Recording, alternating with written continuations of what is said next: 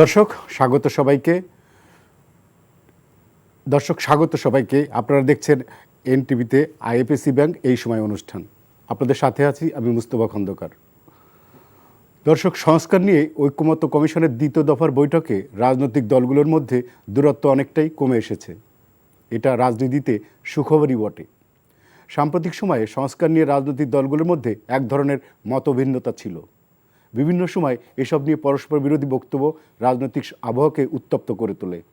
সেই অবস্থা থেকে এই যে ঐক্যের যে সুর, সেটা দেশ ও রাজনীতির জন্য বেশ স্বস্তির খবরও বটে।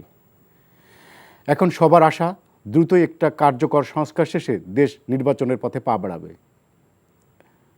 আমাদের আজকের এই সময়ে আমরা সংস্কার, নির্বাচন ও সমসাময়িক সব বিষয় নিয়ে কথা বলবো।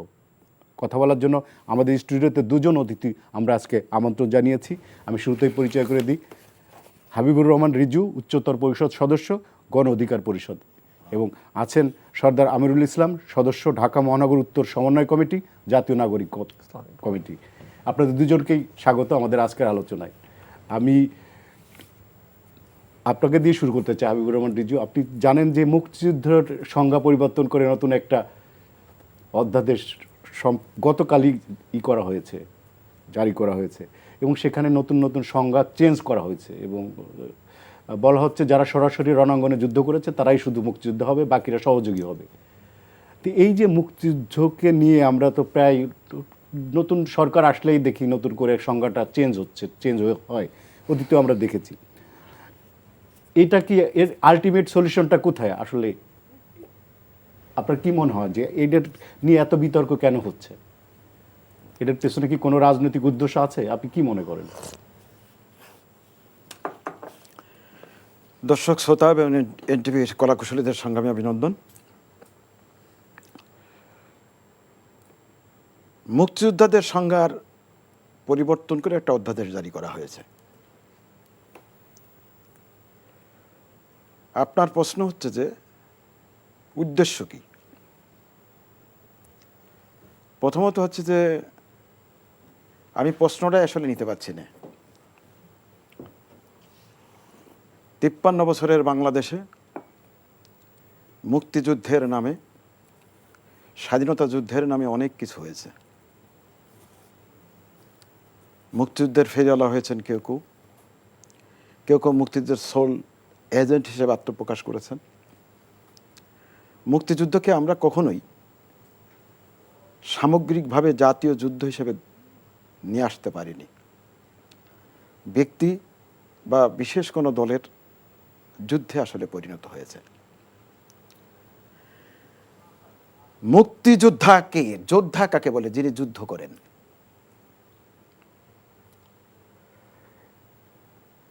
আমরা দেখেছি যে এ সালটা কত সাল হবে, যে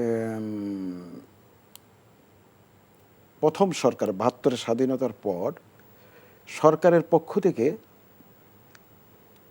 মুক্তিযোদ্ধা শহীদদের একটি ভাতা দেওয়া হয়েছিল 2000 টাকা করে।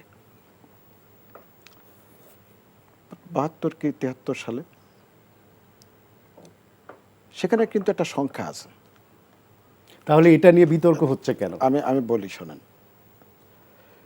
বিতর্ক তো হইতেই পারে, এবং আমাদের এখন যে জাতীয় সংকটে, যে 53 বছর ধরে আমাদের দেশে যে দুর্নীতি, কমিশন, দখল, লুটপাটের যে একটি শাসন ব্যবস্থা, রাষ্ট্র এবং রাজনৈতিক সংস্কৃতি গড়ে উঠেছে, এর সাথে তো মুক্তিযুদ্ধের একটা সম্পর্ক আছে। মুক্তিযুদ্ধ হাইজ্যাক হয়েছে, এবং সাথে সাথে এটুকু বলতে চাই যে রাজাকারদের থেকেও যারা ভুয়া মুক্তিযোদ্ধার তালিকাভুক্ত হয়েছেন, রাজাকার থেকেও তারা বেশি অপরাধী। এবং কারা করেছে এগুলো? 53 বছরের নিচে এমন 20,000 মুক্তিযোদ্ধার নাম আছে, 50,000-এর নাম আছে হচ্ছে আপনার 53-এর উপরে। এটা দৈনিক খবরের কাগজের নিউজ, এবং এই পতিত ফ্যাসিবাদের সময়কার নিউজ। তাহলে গোটা মুক্তিযুদ্ধকেই আসলে একটা রাজনীতিকরণ করা হয়েছে। রাজনীতিকরণ বলবো না, আমি এটাকে রাজনীতিকরণ বলবো না, এটা একটা বিকৃত চেহারা দেওয়া হয়েছে। এই বিকৃত চেহারার জায়গা থেকে আসলে জাতিকে মুক্ত করতে হবে। আচ্ছা, আমি একটু সাগরের কাছে আসি। সাগর, আপনি তো ছাত্রদলে একসময় মুক্তিযুদ্ধ বিষয়ক সম্পাদক ছিলেন। আপনার কাছে এই যে এই পরিবর্তনগুলোকে আপনি কিভাবে দেখছেন? মানে প্রথমত বিষয় হচ্ছে যে ভাই, যে বাংলাদেশ বা বাংলাদেশি, বাঙালি, এই সমস্ত যতগুলো টার্মস বলি তার সবচেয়ে বড় অর্জন হলো মুক্তিযুদ্ধ। তো আমাদের এই পুরো সাউথ, মানে দক্ষিণ পূর্ব এশিয়া, আমরা একমাত্র জাতি যারা আপনার একটা সশস্ত্র লড়াই, সংগ্রাম, যুদ্ধ করে রক্তের বিনিময়ে একটা স্বাধীনতা নিয়ে আসছে। এই চমৎকার হিস্ট্রি আর কোনো জাতির নাই, আমাদের আশেপাশে কোনো জাতির নাই আর কি। তো ফলে এই যে একটা ইউনিক ব্যাপার, তো ইউনিক ব্যাপারটার উপরে বেস করেই আসলে একটা জাতি, একটা দেশও গঠন হয়ে গেছে। বাংলাদেশ নামক দেশ, বাংলাদেশি নামক একটা হতে পারে সেটা একটা রাষ্ট্রবাদী পরিচয়, কিন্তু একটা পরিচয় আসছে। তো এই অর্জনগুলো খুব অসাধারণ। কিন্তু পরবর্তীতে আমরা যখন দেখি যে এই মুক্তিযুদ্ধ নিয়ে যে ব্যবসাটা মানে ফ্রম ভেরি বিগিনিং 73-74 সাল থেকে যে শুরু হয়েছে আর কি, এবং সেটা অদ্যাবধি আপনি যেটা বললেন যে গতকালকে ওটা শেষ হয় নাই আর কি। আমরা ভাবছিলাম যে নতুন বাংলাদেশে 5 আগস্টের পরে সেটা এই ধরনের মুক্তিযুদ্ধ নিয়ে সমস্ত রকমের যে কনফ্লিক্ট বা যে ধরনের সুবিধা নেওয়ার যে প্রবণতা, সেটা বোধহয় বন্ধ হয়ে গেছে। কিন্তু আমরা দেখতেছি যে না, সেটাকেও আবার জিয়ে রাখছে। তো এটা এই ইন্টারিম সরকার ঠিক কী কারণে করলো এটা বোধগম্য না। আমরা এটা চাইবো যে ইন্টারিম সরকার এটাকে একটা ভালো ব্যাখ্যা দিক। সুতরাং আমিরুল ইসলাম, আপনার কাছে আবার ফিরে যাই। সেটা হচ্ছে যে আমি মুক্তিযুদ্ধের সংজ্ঞা নিয়ে যে সরকারের সেটা নিয়ে যে এক ধরনের কনফিউশন তৈরি হয়েছে, সেইটা বিষয় নিয়ে আপনি কথা বলছিলেন, আমি আপনাকে প্রশ্ন করেছিলাম। পাশাপাশি আমি এটা আপনি সংক্ষেপে বলে আমার আরেকটা প্রশ্নের উত্তর দেবেন যে আপনি দীর্ঘদিন ধরে এক ধরনের আদর্শ বিলং করতেন এবং দীর্ঘদিন ধরে একটা রাজনীতির সাথে ছিলেন, এবং আপনি সম্প্রতি নতুন একটা রাজনৈতিক দল যেটা এনসিপি বলে, সেখানে আপনার সেই দলটাকে সাথে আপনি যুক্ত হয়েছেন, এবং এটা নিয়ে নানা রকম কথা বলছে, মানে বিভিন্ন জায়গায় আলোচিত হচ্ছে। এবং আপনার ছোট ভাই কিছুদিন আগে দুঃখজনকভাবে হত্যার শিকার হয়েছে ঢাকা বিশ্ববিদ্যালয় ক্যাম্পাসে, এবং সেও ছাত্রদল করত। এই পরিপ্রেক্ষিতে অনেকে বিষয়টাকে বিভিন্নভাবে ব্যাখ্যা করার চেষ্টা করছে। আমি আসলে যে প্রশ্নটা আপনার কাছে করতে চাই সেটা হচ্ছে যে আপনি এনসিপিতে কেন যোগ দিলেন, আর যদি যোগ দিবেনই তাহলে কেন শুরুতে যখন সংগঠনটা প্রতিষ্ঠা শুরু হলো তখন কেন দিলেন না? এই যে সময়টা নিলেন, এটা কী কারণে নিলেন? আচ্ছা জি, ধন্যবাদ মুস্তফা ভাই। এটা সময় উপযোগী প্রশ্ন করছেন। আমাকে নানা জায়গা থেকে প্রশ্নটা করা হচ্ছে, আমি প্রশ্নটার উত্তর দিতে একটু ক্লান্ত হয়ে গেছি আর কি। প্রথমত কথা হলো যে আমি জাতীয়তাবাদী ছাত্রদলের সাথে যুক্ত ছিলাম।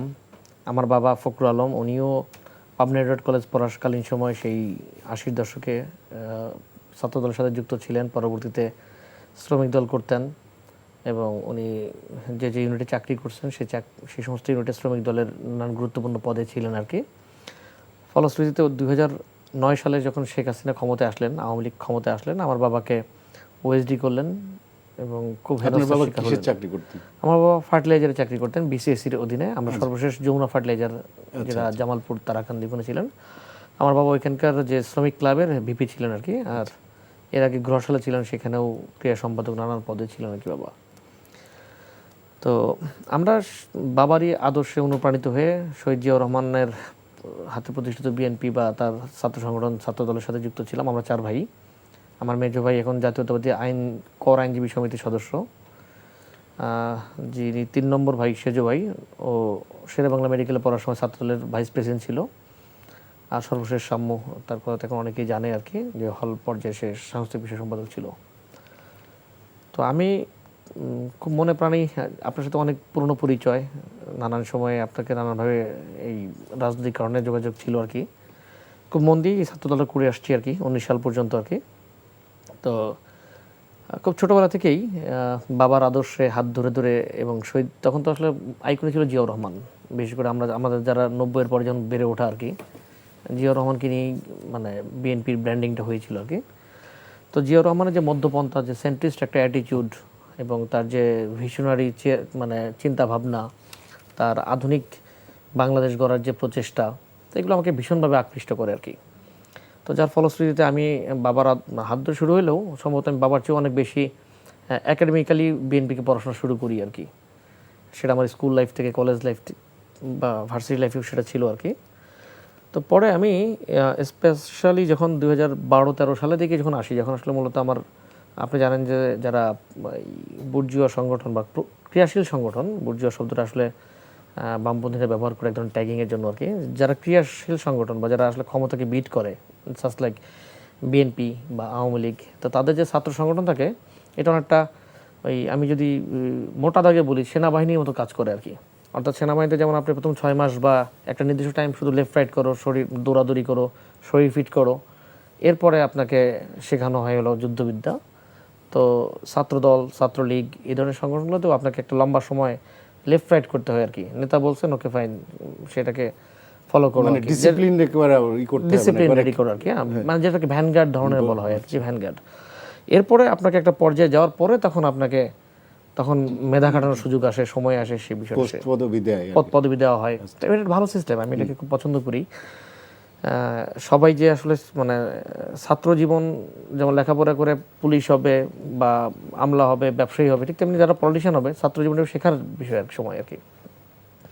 তো যখন আমি 2012-13 সালের দিকে যখন আমারও যখন একটা মানে বয়স আসে মাথা খাটানোর বা পদ পদবি পাওয়ার যে সময়গুলো আসে, তো তখন আমি প্র্যাকটিক্যাল জীবনে যা দেখি যে আসলে জিয়াউর রহমানের সময়কার যে রাজনীতি আমি মানে জেনে আসছি, বুঝে আসছি, পড়ে আসছি, বর্তমান সময়ে সেটা বেশ একটা ফারাক থাকে আর কি।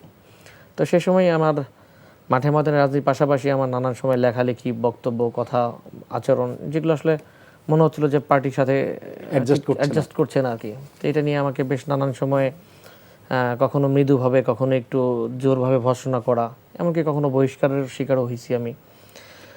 তো কোনো কিছু নিয়ে আমার আপত্তি নেই, কারণ বারবার এই যে উল্টা স্রোতে দাঁড় বাবা বলে একটা শব্দ বলে গ্রাম বাংলায়, সেটাই চালায় যাচ্ছিলাম। তো এর মধ্যে বহিষ্কার হই, আবার সেই অনেক চেষ্টা করে সে বহিষ্কার দেশেও প্রত্যাহার করে নেই।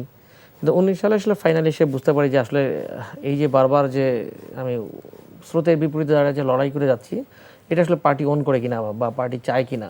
তো আমার মনে হচ্ছে যেন এটা বোধহয় চায় না আর কি পার্টি। মানে একটা পর্যায়ে আপনার রিয়েলাইজেশন হয়েছে যে 2019 সালের দিকে এসে মনে হচ্ছে আপনার যে থট সেটা পার্টি নিতে চাচ্ছে, পার্টি বোধহয় নিতে চাচ্ছে না সম্ভবত আর কি। তো ফলে তখন আমি একটু ইস্তফা দিই। 19 সাল থেকে আজকে 25 সাল, 6 বছরের অধিক সময় আর কি, সময় গেছে আর কি। তো এই সময়ের মধ্যে আমি এক ধরনের একটু নীরবতা অবলম্বন করি। বাট যেহেতু ওই যে একবার রাজনীতি শুরু করে সে কোনো থামতে পারে না। তো ফলে কখনো দলীয় রাজনীতির সাথে যুক্ত ছিলাম না, কিন্তু ওই নানানভাবে, এখন তো ফেসবুকের যুগ, ফেসবুকের বড় মাধ্যম, মানে নিজের মতামত আপনি প্রকাশ করতেন সবসময় এটা চেষ্টা চালাই গেছি।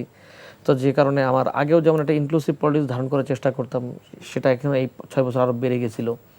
সেখানে যারা ধরেন যারা ইসলামপন্থী রাজনীতি করে বা যারা বামপন্থী রাজনীতি করে, যারা সেন্টিস্ট করে, প্রত্যেকের সাথে সম্পর্কটা আরও বেশি হৃদ্যত হয়ে এসে, যেহেতু আমি দলীয় রাজনীতির সাথে গণ্ডিত ছিলাম না আর কি।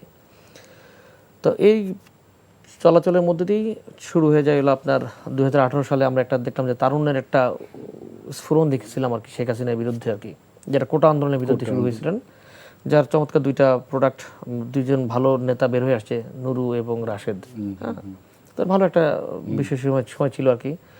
সে সময় আসলে আমি ঠিক সাহস করে উঠতে পারতেছিলাম না যে আমি কি আসলে যে জাতীয়তাবাদকে বা জাতীয়তাবাদী দলকে ধারণ করে আসছি, তখন আমি সিদ্ধান্ত নিতে পারতেছিলাম না যে আমি বের হয়ে এসে কি তাদের সাথে যুক্ত হব কি হব না রাজনৈতিকভাবে আর কি। এটা টানপনের মধ্যে গেছে আর কি। তো সেই সময়ও দলের প্রতি একটা ভালোবাসা, প্রেম, যেই বলি যৌবনের মানে প্রথম জীবনের ভালোবাসা, তো এটাকে আর ওভারকাম করতে পারিনি, যে কারণে আর ঠিক তখন আর এই গণ অধিকার পরিষদ বা আরও যারা ধরেন আমজনতার পার্টি তার একটা করছে, তাদের সাথে যুক্ত হওয়া নাই, কিন্তু যোগাযোগ ছিল। যেমন রিজু ভাই গণ অধিকার পরিষদ উচ্চতর পরিষদের সদস্য, তার সাথে কিন্তু আমার পরিচয় ওই সুবাদী আর কি পরিচয়, যে রিজু ভাই কিছু একটা করছেন, তার সাথে সম্পর্ক।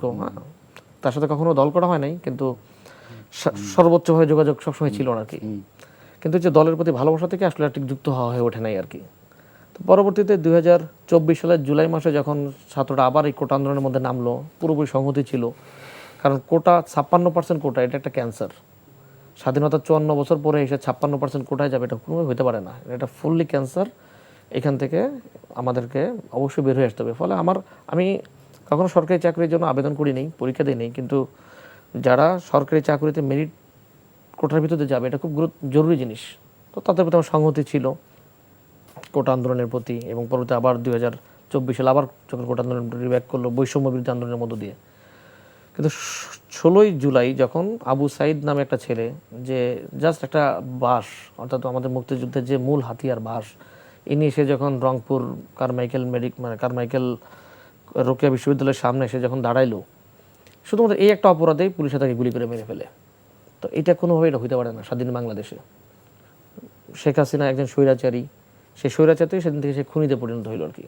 সেটা খুনি মানে স্বৈরাচারী আমরা হাসিনা। তো এই ফলে হ্যাঁ। আমার বক্তব্যটা এটাই ভাই আর কি, সে যখন খুনি হাসিনায় পরিণত হইলো তখন আমার মনে হলো যে না, আমি এই যে একটা নীরবতা 6 বছরের, এটা আসলে আর থাকা উচিত না আমার। আচ্ছা আচ্ছা তখন আমিও মাঠে নেমে পড়লাম আমার ভাইয়ের সাথে, মিরপুরে আমিও আন্দোলনে যুক্ত হইলাম।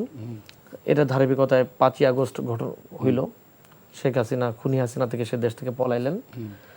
তো তখনই আমি এনসিপিতে জয়েন করবো কি করবো না এটা নিয়ে ওদের সাথে আমার এক ধরনের কথা চলতেছিল আর কি। তো তখন দেখলাম যে তারা যারা অলরেডি ক্যামেরা ফেস হয়ে গেছে, ভ্যালু ক্রিয়েট করছে নানানভাবে, তারা এই নাগরিক কমিটি পার্টির আগে সেখানে তারা আছেন। তো সেখানে আসলে আমার খুব বেশি দেওয়ার কিছু নাই আর কি। তো তখন থেকে তাদের সাথে একটা কথা ছিল যে তোমরা যখন মহানগর কমিটিটা করবা, দেন আমি সেখানে একটু কাজ করতে চাই, সেটাকে আমি গুছাতে চাই। কারণ যে কোনো পার্টির মূল জায়গাটা থাকলো মহানগর। আচ্ছা হ্যাঁ, ধরেন আমাদের আমি যে পার্টিটা করে আসছি দীর্ঘদিন, বিএনপি, এই বিএনপির কিন্তু মূল ছিল হলো সাদেক হোসেন খোকাবাই, কিংবা তারও আগে যদি আমরা নাজমুল হুদারা। মহানগরকে যখন তারা দাঁড়া করতে পারছিলেন, এটারই ধাক্কাটা কিন্তু সারা বাংলাদেশে লাগছিল। 91 সালে বিএনপি যে ক্ষমতায় আসছে দুইটা কারণে। একটা হলো যে ঢাকা বিশ্ববিদ্যালয়ের ছাত্রদল খুব শক্তিশালী ছিল, এবং তৎকালীন সময় ঢাকা মহানগরে যে যারা নেতৃত্বে ছিলেন, খোকাবাইরা, নাজমুল হুদারা, তাদের একটা ইমেজ, খুব পজিটিভ একটা ইমেজ তৈরি হয়ে গেছিল দেশের জনগণের কাছে। তো ফলে এই দুইটার উপর ভর করে কিন্তু বিএনপি 91 সালে ক্ষমতায় চলে আসছে। তো আমিও সেটা মনে করি যে আমার তো আর ছাত্রত্ব নাই, ছাত্রদের নিয়ে কাজ করার সুযোগ নাই, কিন্তু আমার আছে মহানগর নিয়ে কাজ করার। তো এই প্রক্রিয়াটাই তাদের সাথে দীর্ঘদিন ধরে আলোচনা চলছিল।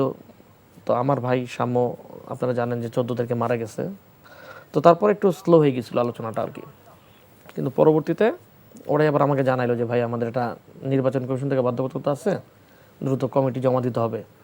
সেই কমিটিতে 20 জুন এর মধ্যে জমা না দিলে নিবন্ধনের ব্যাপারে একটু আমাদের সমস্যা।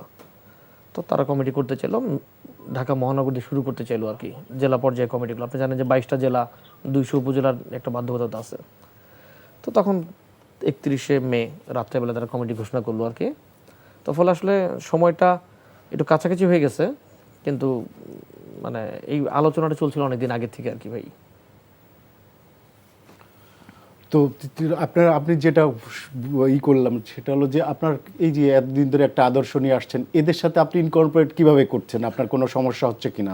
মানে আমি খুব রিসেন্ট জয়েন করলাম, আজকে 3 দিন কেবল হলো আর কি। কিন্তু আমার এই গত 9 মাসে এদেরকে অবজার্ভ করে যে দেখছি যে না, আমি যে আদর্শ লালন করে আসছি, এনসিপি তার সাথে কোনো ডিফার করছে না, কোনো কনফ্লিক্ট নাই আর কি।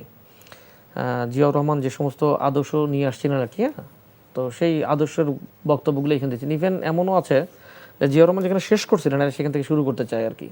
আপনি জিয়াউর রহমান সার্ক গঠন করেছিলেন, জিয়াউর রহমান ইরাক ইরান যুদ্ধ বন্ধ করার জন্য উনি 1 সদস্য বিশিষ্ট কমিটি করে বন্ধ করার জন্য দৌড়াদৌড়ি করছেন। বাদশাহ ফয়সাল তৎকালীন সৌদি আরবের বাদশাহের সাথে নানান বিষয় নিয়ে নেগোসিয়েশন করতেন। ইভেন আমেরিকার প্রেসিডেন্ট জিমি কার্টারের সাথেও তার একটা বৈশ্বিক রাজনীতি করার পরিকল্পনা ছিল আর কি। ঠিক যে কথাটা আজকে এনসিপি বলতেছে আর কি, যে তারা একটা বেঙ্গল সিভিলাইজেশন করতে চায় আর কি। অর্থাৎ বাংলাদেশ বা বাংলাদেশি জনগণ তারা ঠিক আর মানে কোনো দেশের উপর মানে নির্ভরশীল কোনো জাতি না, তারাও একটা বৈশ্বিক জাতি হিসেবে গড়ে ওঠার চেষ্টা করতেছে। জিয়াউর রহমান যেখানে শেষ করছিলেন, এই এনসিপি ঠিক সেখান থেকে শুরু করতেছে আর কি। তো ফলে এখানে আমার কোনো মনে হয় না যে আমার সমস্যা হবে আর কি।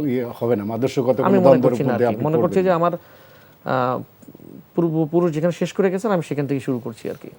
আচ্ছা আচ্ছা আচ্ছা, ধন্যবাদ। আমি একটু হাবিবুর রহমান রিজু আপনার কাছে আসি। সেটা হচ্ছে যে আপনি জানেন যে সংস্কার নিয়ে 2য় দফার বৈঠক গতকাল ছিল। তো সেখানে বেশ কিছু বিষয় নিয়ে এক ধরনের কনসেনসাস হয়েছে, মানে ঐক্যমত্যে পৌঁছেছে মোটামুটি বড় দলগুলোর এক ধরনের। কিন্তু নির্বাচন নিয়ে এক ধরনের একটু দ্বিমত রয়েছে। তা আপনাদের নাগরিক গণ অধিকার কি মনে করে যে নির্বাচনটা কখন হওয়া উচিত? কি আপনাদের পার্টির অবস্থান কি? আসলে আমি প্রথমে আলোচনায় আমার একটা অস্বস্তি তৈরি হয়েছে এখানে, যে আমি এটা বুঝলাম না যে আপনি পূর্ব পরিকল্পিতভাবে কারোর ব্যক্তি জীবনের আলোচনা করার জন্য এখানে ডাকছেন কিনা। আমি এখানে রাজনৈতিক আলোচনা করার জন্য এসেছি, যা কিছু ভ্যালু অ্যাড করে।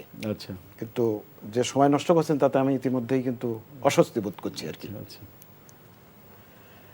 ঐক্যমত্য কমিশনের বৈঠকে আমি ছিলাম। জি।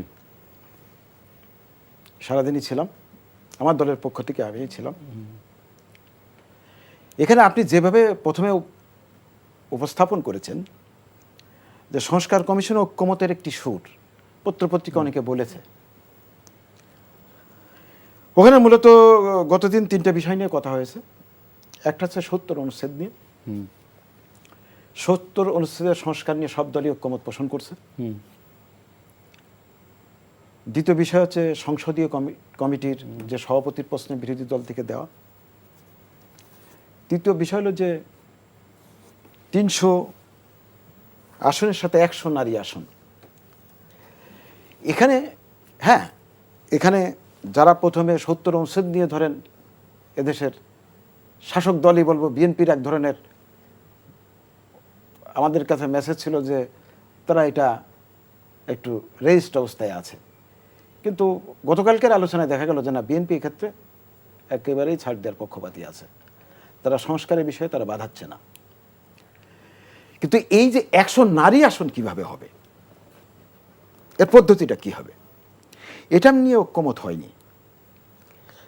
তো এটা আর আরও কিছু বিষয় আছে যে মূলত যে ঐক্যমতের সুর বলতে যা বোঝাচ্ছেন, সেই সুর আসলে আমি সুর খুঁজে পাইনি। আচ্ছা, এই যে কিছু বিষয়ে ঐক্যমত হয়েছে, আসলে জুলাই অভ্যুত্থানের পর যে আমাদের যে আকাঙ্ক্ষা ছিল যে 53 বছর ধরে গড়ে ওঠা যে দুর্বৃত্তায়িত একটি সমাজ, সেই সমাজ পরিবর্তন করার জন্য নতুন যে রাজনৈতিক বন্দোবস্ত, মূল জায়গাটায় যখন আসবে তখন আসলে বিতর্কটা শুরু হবে এবং এইখানে আসলে লাগালাগিটা হবে। 70 অনুচ্ছেদ নিয়ে প্রথম থেকেই কথা ছিল, 80-র দশকেও কথা ছিল। এখানে আর কেউ বলছেন এটা রাবার স্ট্যাম্প পার্লামেন্ট, নানান ধরনের অভিধায় এটাকে দেওয়া হয়েছে। তো এক্ষেত্রে ঐক্যমত কমিশনের সুর আমার তো বিষয়টা এরকম মনে হচ্ছে না, বরং আমি এর ভিতরে অন্য ধরনের গন্ধ দেখি। কি গন্ধ সেটা? আপনি যে নির্বাচনের কথাটা বলছেন না, এখানে প্রথমে যে কথাটা ইতিমধ্যে কেউ উচ্চারিত করছে না, যে আসলে প্রথমে আমি ডক্টর ইউনূসকে সাধুবাদ জানাই এই কারণেই যে উনি একটা ভঙ্গুর রাষ্ট্রযন্ত্রের উপরে বসে রাষ্ট্রটা পরিচালনা করছেন। সরকার মানে কি, রাষ্ট্রের টুলস অ্যান্ড মেশিনের উপরে নিয়ন্ত্রণ, সেটা তো ছিল না, ভেঙে পড়া একটা জায়গা থেকে। সেই জায়গা থেকে উনি ওনার ব্যক্তিত্ব, ওনার বিশ্বব্যাপী পরিস্থিতি দিয়ে আমাদের জাতিকে সহযোগিতা করেছেন। কিন্তু এই সরকারটা তো আসলে সবার সরকার হওয়ার কথা ছিল। এই সরকার তো নির্দিষ্ট কোনো দলের সরকার না। না, তা তো না। মানে আপনার কি মনে হচ্ছে কোনো দলের না, সরকার? আমাদের কাছে ডকুমেন্ট আছে। কি আমাদের ধরনের? কাছে ডকুমেন্ট কি আছে। ধরনের ডকুমেন্ট? যেমন ধরেন এই সরকারের কিছু উপদেষ্টা আছেন, সেই উপদেষ্টারা আসলে আমাদের কাছে ডকুমেন্ট আছে যে তারা এনসিপি গঠনের সাথে জড়িত, তারা একটা রাজনৈতিক দলের সরকারে পরিণত হতে যাচ্ছে। এটা যে সবার সরকার, যে জাতীয় ঐক্যমতের প্রতীক হিসেবে যেটা থাকার কথা, সেটা কিন্তু এই সরকার আর এখন নেই। এই সরকার ইতিমধ্যে সেই জায়গাটা বিতর্কিত হয়েছে, বরং রাজনৈতিক দলগুলো অনেক ধৈর্যের পরিচয় দিচ্ছে এক্ষেত্রে আমি বলবো। মানে দেখেন, কি দল গঠনের সাথে জড়িত বলতে আপনি কি বোঝাচ্ছেন? মানে তারা কি প্যাট্রন করছে নাকি কোনো 100 বার কি, মানে সেই কিভাবে তাদের তো ধরেন সরকারের যে দুজন উপদেষ্টা, ছাত্র উপদেষ্টা আছে, এই এনসিপির আহ্বায়ক নাহিদ ইসলাম প্রকাশ্যে স্পষ্ট করে বলছে তাদের সাথে এই এনসিপির কোনো সম্পর্ক নেই এবং তাদেরকে এনসিপির কোনো প্রোগ্রামে আমরা দেখিনি। তাহলে আপনি কিভাবে তাদেরকে? আমি ছাত্রদের কথা বলিনি। তাহলে আপনি অন্যদের ভিতরেও এই কাজটা আছে। যেমন আমি আপনাকে একটা উদাহরণ দিই, যে এই সরকার গঠনের পরপরই দেখবেন আসিফ নজরুলের বিরুদ্ধে একটি আক্রমণ হলো। এই বিষয়গুলো কিন্তু সুর কিন্তু এইখানে, অর্থাৎ এই উপদেষ্টা মণ্ডলীর ভিতরে দুটো ভাগ আছে। একটা ভাগ হচ্ছে তারা একটা জাতীয় চরিত্র নিয়ে থাকতে চায়, আর একটা ভাগ আছে যারা হচ্ছে যে এই নতুন এনসিপি সরকারের প্যাট্রোনাইজার হিসেবে যারা ভূমিকা রাখতেছেন। সেই জায়গাতেই কিন্তু যারা তাদের সাথে ঐক্যমত পোষণ করেনি, তাদের বিরুদ্ধে কিন্তু আসলে আক্রমণটা করা হয়েছে এবং সেনাবাহিনী প্রধানের বিরুদ্ধে আক্রমণ করা হয়েছে ওই কারণেই। সেনাবাহিনী প্রধান 5 অগাস্টের তার যে ভূমিকা, এটা আমি মনে করি খালিদ বিন ওয়ালিদের মতো ভূমিকা। এর সাথে একটি নেক্সাস অলরেডি তৈরি হয়ে গেছে এবং শুধু ক্ষমতায় আছেন তারা না, ক্ষমতার বাইরেও কিছু কিছু লোক আছে যারা হচ্ছে যে এই ক্ষমতাটাকে আসলে কুক্ষিগত করা এবং দীর্ঘায়িত করার একটা পরিকল্পনার মধ্যে আছেন। মানে ক্ষমতার স্বাদ, ক্ষমতার মাদকতা এমন একটা জিনিস, বিষয় যে এই স্বাদ যে একবার পেয়েছে, এই স্বাদটা কেউ ছাড়তে চায় না। ফলে এই সরকারের মধ্যে আসলে একটা সন্তোষজনক অবস্থা তৈরি হয়েছে। রাজনৈতিক দলগুলো অত্যন্ত ধৈর্যের সাথে এটা পর্যবেক্ষণ করছে এবং হয়তো আরও কিছুদিন ধৈর্য ধারণ করবে এবং খুব তাড়াতাড়ি তাদের নাম উচ্চারিত এবং ইতিমধ্যে তাদের পদত্যাগ দাবি করা হয়েছে। দেখবেন দু একজনের পদত্যাগ কিন্তু অন্য দলের পক্ষ থেকে দাবি করা হয়েছে। ফলে আপনি সাদা চোখে যেটা দেখছেন, আমরা সাদা চোখে যা দেখি সেটা কিন্তু রাজনীতি না। রাজনীতির চিত্রনাট্য রচিত হয় লোকচক্ষুর অন্তরালে, এবং সেই অন্তরালের ঘটনা কিছু কিছু মানুষের মানে অতি লোভ এবং ক্ষমতায় থাকার জায়গা থেকে তারা এই ছাত্রদেরকে পর্যন্ত বিভ্রান্ত করেছে। আচ্ছা সাগর, আমি আপনার কাছে আসি যে রিজু সাহেব যে অভিযোগগুলো করলেন আপনার সংগঠনের, আপনার দলের বিরুদ্ধে, যে আপনার দলকে সরকারের একটা অংশ প্যাট্রোনাইজ করছে। আমি তার দলের বিরুদ্ধে বলি না, আমি উপদেষ্টাদের বিরুদ্ধে বলি। না, আমি তার দলের বিরুদ্ধে কিছু না, বলি না। তার দলের বিরুদ্ধে আপনি কিছু বলেননি, কিন্তু তার দলকে তো প্যাট্রোনাইজ করছে উপদেষ্টা, এটা বলছেন না? তাহলে তো তার দলের বিরুদ্ধে অভিযোগটা আসে। তো আপনি, তা আমি সেইটাই জানতে চাচ্ছি যে সাগর, আপনি এই রিজু ভাইয়ের কথা শুনলাম। তো রিজু ভাই একজন রাজনীতিবিদ, বর্ষিয়ান রাজনীতিবিদ। তো ভাইয়ের কোন উপদেষ্টাদের বিষয়ে অভিযোগ, ভাই কিন্তু এটা পরিষ্কার করলেন না, নাম বললেন না। উনি বললেন যে কিছু অভিযোগ আসছে, পদত্যাগ দাবি করছে। তো রিজু ভাই যেহেতু জানেন, উনি বললেন যে ডকুমেন্টও জানেন, তাহলে আমার মনে হয় যে রিজু ভাইয়ের উচিত যে তিনিও একটা পার্টি বিলং করেন, সেই পার্টি থেকে জনগণের সামনে স্পেসিফিক বক্তব্য তুলে ধরা। মানে ঠিক অভিযোগ করলাম আর করার জন্য করা বিষয়টা তা না, যে অমুক অমুক উপদেষ্টারা এই ধরনের কাজ করতেছে, তার সাথে যুক্ত আছে আর কি। এটা মানে যদি সেটা আনএথিক্যাল কিছু হয়ে থাকে আর কি। আর নাম্বার 2 হয়েছে যে ধরেন বর্তমানে যারা উপদেষ্টা মণ্ডলীতে আছেন, এরা কিন্তু কেউই রাজনৈতিক বিমুখ ব্যক্তি না। ভাই একটা লোকের নাম, মানে একজন উপদেষ্টার নাম বলেন, আমার মানে university teacher Asif Nazrul sir. উনি আমরা দেখছি যে 91-92 সালে ঘাতক দ্বারা নির্মূল কমিটির সাথে যুক্ত ছিলেন। নানান সময় উনি নানানভাবে অ্যাক্টিভ ছিলেন। উনি হয়তো কোনো দলীয় রাজনীতির সাথে যুক্ত ছিলেন না, কিন্তু Asif Nazrul sir so much political মানুষ, সো মাচ পলিটিক্যাল। আমরা যদি রেজওয়ান আপাকে দেখি, উনিও কিন্তু সো মাচ পলিটিক্যাল। উনি হয়তো কোনো দলের হয়ে পলিটিক্সটা করেন নাই মাঠে, কিন্তু হ্যাঁ উনি খুবই অ্যাওয়ারনেস ছিলেন। হ্যাঁ, উনি জাহাজ শিল্প নিয়ে। তো এখানে যা যা আছেন, যত ব্যক্তি আছেন, আদিল রহমান শুভ্র ভাই মানে সো মাচ পলিটিক্যাল একটা মানুষ, এবং উনি একসময় জাসদ করছেন, ছাত্র রাজনীতি করে আসছে না, এখানে কিন্তু পলিটিক্যাল না। হ্যাঁ, তো ফলে প্রত্যেকেরই আমরা একটা নিজস্ব ভিউ থাকতেই পারে যে ঠিক আছে, আমরা একটা ধরেন 5ই আগস্টের যে জুলাই বিপ্লব ঘটলো আর কি, জুলাই বিপ্লবের পরে নতুন একটা কিছু গড়ে উঠুক, বা যেমন 70-এর অনুচ্ছেদ এটা বাতিল হোক, কেউ চেতে পারে, এরকম অনেকের চাওয়া থাকতে পারে, অনেকের এজেন্ডা থাকতে পারে। আমাদের দেখতে পাচ্ছি সেই এজেন্ডা বা সেই চাওয়াটা সেই উপদেষ্টাদের এটা মানে আনএথিক্যাল বা আনলফুল কিনা। যদি ইথিক্যাল হয়, লফুল হয়, তাহলে তো সেটা তো সমস্যা নাই। আনএথিক্যাল হলে ভাইদের উচিত হলো এটাকে রাজনৈতিকভাবে সবার সামনে নিয়ে আসা। পর্দার আড়ালে যা ঘটে সেটা কিন্তু রাজনীতি না, সেটা কূটনীতি। দিনের আলোতে পর্দার সামনে যা ঘটে সেটা রাজনীতি। তো আমি রিজু ভাইয়ের কাছে এটা দাবি করবো যে রিজু ভাইয়ের এটা নিয়ে ভবিষ্যতে যদি কোনো উপদেষ্টা বৃন্দ কোনো দলকে আনইথিক্যাল সুবিধা দেয়, সেজন্য যেন সরব হয় আর কি। কিন্তু সেটা স্পেসিফিক বলতে হবে যে এই উদাহরণ আর কি, ঢালাও উদাহরণ, এই মানুষজনকে ঢালাওভাবে অভিযোগ করা, এগুলো আমরা গত 54 বছরের রাজনীতি ছিল, আমরা সেখান থেকে বের হতে চাই। বের হয়ে আমরাও বাংলাদেশকে একটা আধুনিক রাষ্ট্র এবং আধুনিক রাজনীতি চাই আর কি। ধন্যবাদ হাবিবুর রহমান রিজু। সেটা হচ্ছে যে এই যে আপনাদের এই সংস্কার এবং নির্বাচন নিয়ে আপনার দলের ভূমিকাটা কি? আপনারা তো একটা প্রস্তাব দিয়েছেন অলরেডি। আমরা তো প্রথমে প্রস্তাব দিয়েছিলাম আগে সংস্কার করতে হবে। সংস্কারটা আসলে কি? আমি যদি আপনাকে প্রশ্ন করি যে এই সরকার আসলে কি করতেছে, ধরেন রেজওয়ান আহসান, সৈয়দা রেজওয়ান আহসান, উনি পরিবেশ নিয়ে কাজ করেন। উনি যে পলিথিন, মাটি, বাতাস, এমনকি মায়ের দুধেও প্লাস্টিকের কণা পাওয়া যাচ্ছে, এই যে উনি কি এ ব্যাপারে কোনো উদ্যোগ নিয়েছেন?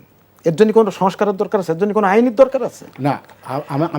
আমার যে কোশ্চেনটা হচ্ছে কি, ওনারা আসলে করছেনটা কি? ওনারা আসলে কি করতেছেন? সরকার তো একটা কমিশন গঠন করে দিয়েছে, ঐক্যমত কমিশন, এই কাজগুলো করার জন্য কোনো কমিশন লাগে না। যেমন আমি আপনাকে আরেকটা কথা বলি, উদাহরণ দিচ্ছি। কৃষি, ওই যে ফার্মগেটে একটা কৃষির সাথে সংশ্লিষ্ট একটা আমদানিকারক সমিতি আছে, এবং ওখানে সিঙ্গেল সোর্স থেকে আমদানি করতে হয়, অর্থাৎ কৃষি উৎপাদনের সাথে জড়িত যত কিছু আছে ওখান থেকে অনুমোদন 200-300 গুণ বেশি দামে আমদানি করতে হয়। এই যে এই মনোপলিটিকে ভাঙার জন্য কোনো সংস্কার লাগে না, তাহলে ওনারা করছেনটা কি? এরকম অনেক প্রশ্ন করা যায়। এত প্রশ্ন করা যায় যে শেখ হাসিনার আত্মীয় স্বজনের ঢাকা শহরে কয়েক হাজার বাড়ি ঘর আছে, কয়েকশো। আচ্ছা, আমার প্রশ্নটা এই কিন্তু সরকার কি specific ছিল। আপনার একটা দল জায়গায় হানা দিয়েছে, একটা জায়গায় না, রেড আমি করেছে। তো আপনার দলের সম্পর্কে জানতে চাই।